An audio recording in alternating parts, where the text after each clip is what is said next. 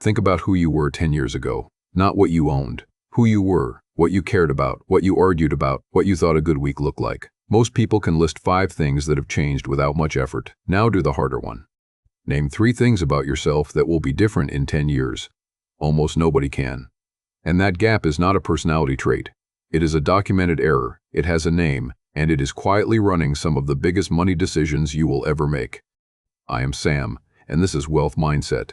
The research is from 2013, published in the journal Science, by Jordi Koidbach, Daniel Gilbert, and Timothy Wilson. They measured the personalities, the values, and the preferences of more than 19,000 people, ranging in age from 18 to 68. Then they asked 2 questions. How much have you changed in the last 10 years?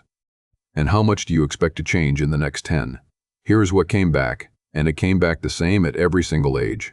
People said they had changed enormously in the past decade, and people said they would change very little in the next one. 18-year-olds said it.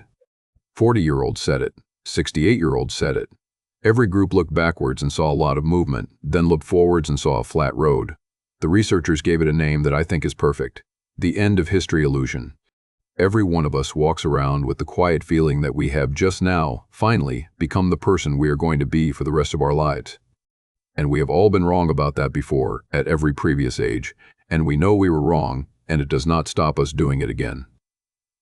Let me put one honest caveat in before we go further, because this channel does not sell you research it cannot stand behind. This work is based on what people report about themselves, and there has been academic argument about how far the effect should be pushed statistically. What is not in dispute is the shape of it. The backward view and the forward view do not match, and they do not match in the same direction for everybody. The shape is enough. The shape is what costs money. So let me show you what it costs, because the authors themselves pointed at the money.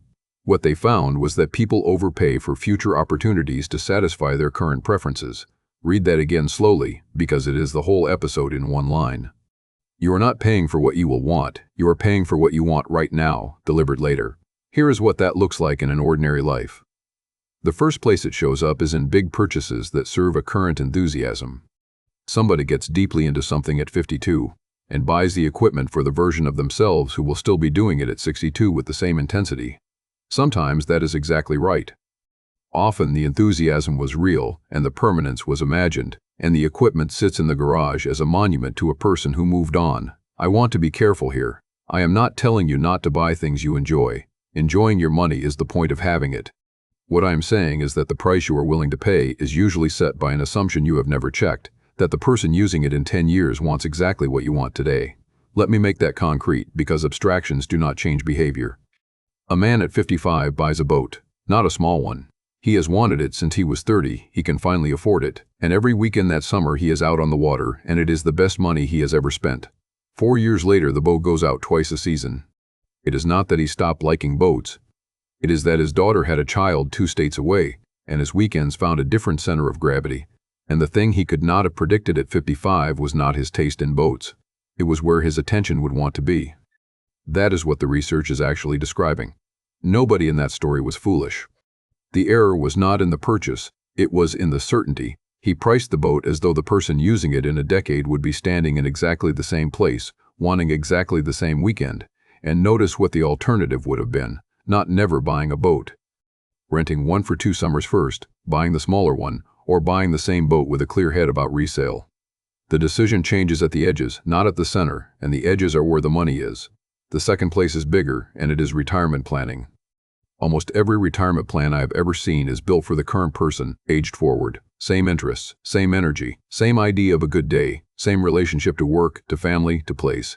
But look at what the research says. The forward view is the one that is wrong, at every age, including at 60. The plan is being drawn for a stranger who happens to have your name. That is not an argument against planning. It is an argument for building a plan with give in it. A plan that can bend when the person changes is worth more than a plan that is exactly right for who you are the week you wrote it. The third place is the quietest one, and it is about identity. A lot of financial goals are secretly identity goals. The house that is right for the person you are while raising a family.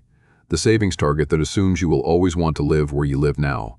The decision to keep a business, or a role, or a title, because giving it up feels like giving up part of who you are. Those goals are not wrong. They just get locked in at a moment when you believe you are finished changing, and then they keep running long after the person who set them has moved on. Now the part I promised. What to actually do about it, and it takes about 10 minutes. There are 3 steps, and you need a piece of paper, not a phone. Paper because the point is to see your own handwriting later. Step 1. Write down 5 things about yourself that were true 10 years ago and are not true now. Anything counts. An opinion you have dropped, a hobby that ended, a person who mattered more or less, a food you did not like, a place you thought you would never live. 5 of them. This takes about 4 minutes, and it will be easy, and the ease is the point. Step 2. Now write the sentence that hurts. In 10 years, I will probably have changed just as much, and I cannot see it from here. Write it out, in your own hand. Not because writing is magic, but because you cannot skim past your own handwriting the way you skim past an idea. Step 3. Take your 3 biggest money decisions right now. The big purchase you are considering, the plan you have for retirement or for the next stage, the goal you are saving toward. For each of them, ask a single question. If the person who ends up living with this is meaningfully different from me, does this still work? Not, will they be grateful? Not, will they thank me? Does it still work? Some things pass that test easily. Money that is saved and liquid passes. A skill passes. Health passes. Relationships pass. Things that are flexible pass. Other things fail it quickly, and they fail in a recognizable way. They are large, they are specific to a current taste, and they are hard to reverse. That is your list. Keep the paper somewhere you will find it, and put a date on it. If you are inside 5 or 10 years of retiring, there is a sharper version of this exercise, and I would do it before any big, irreversible decision. Ask 3 questions about the plan you have. First, what does this plan assume about my health? Most plans quietly assume the current body, forever. A plan with give in it survives a knee that goes at 70. Second, what does it assume about where I want to be? Retirement plans are unusually good at assuming a location, because the location is where you are standing when you write it. And of all the things that move after 60, proximity to family moves most. Third, what does it assume about what I will find interesting? This is the one people never ask, and it is the one the research points at hardest. The plan for a person who golfs is a different plan from the person who wants a workshop, and you do not get to know now which one shows up. None of those 3 questions have a right answer. The point of asking them is to find the parts of the plan that only work if you stay exactly who you are today. Those parts are the fragile ones, and knowing which they are is most of the work. Now let me deal with the objection, because a good one arrives at this point. Someone is thinking, if I might be a different person in 10 years, why plan at all? Why not just spend it and let that person work it out? Because the direction of the error only runs one way. You cannot predict what you will want. But you can predict with near certainty that whoever you become will benefit from having options. Money that is saved, debt that is not there, skills that transfer, a body that still works, people who still take your calls. Those things are useful to every possible future version of you. That is the practical resolution of this whole idea. Stop trying to buy the future you want, and start buying flexibility for the future you cannot see. And put a reminder in whatever calendar you actually use, 3 years out, to read that piece of paper again.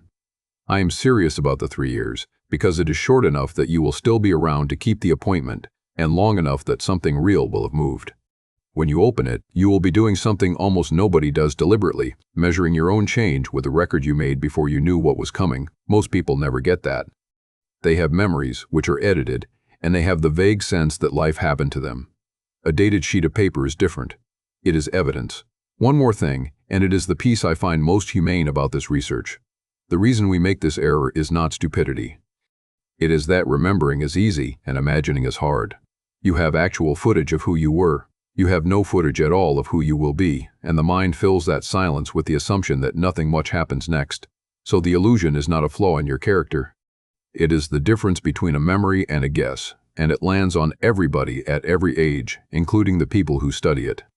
Here is the whole thing in one line. You have changed more than you expected to, every decade of your life, and you will do it again. Build the plan for a person you have not met yet. Do the 10 minutes with the paper, put the date on it, and when you find it again in a few years, you will know something about yourself that almost nobody bothers to learn. I am Sam. Thanks for spending this time with me, and I will see you in the next one.